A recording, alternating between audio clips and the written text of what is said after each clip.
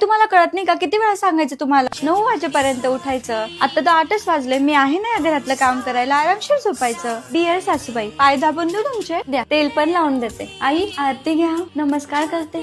डोकं दुखतंय? अरे देवा, थांबा, मी तुम्हाला मस्त चहा करून आणते आणि डोकं पण दाबून देते. नाही ग मम्मी, मला खरंच नाही येता येणार. तर आईंची काळजी कोण घेईल? आई, गोळी घ्या, तुम्हाला थोडं बरं वाटेल. तोंडाला चव नाही ना? वड्याची भाजी बनव. पण त्या दिवसासारखी चविष्ट बनव. चविष्ट असेलच नाही, कारण मी ते छायाकार्ट.com वरून मागवलं होतं. छायाकार्ट.com वरून कुरड्या, पापड, वडे, चकल्या, लोणची, चटण्या, शेवया, मसाले यासारखे 1000पेक्षा जास्त वस्तू तुम्ही घरी बसल्या मागवू शकता, जे बिलकुल घरगुती पद्धतीने तयार केलं जातं, ज्याला आईच्या हातासारखी चव राहते. मी छायाकार्ट.com वरून एकदा कुरड्या पापड मागवले होते, जे मला खूप आवडले, म्हणून आता त्यांच्याकडून वडे मागवून घेतले, जे खूप चविष्ट आहे, मला खूप आवडले. मग आई, कशी वाटली वड्याची भाजी? खूपच छान.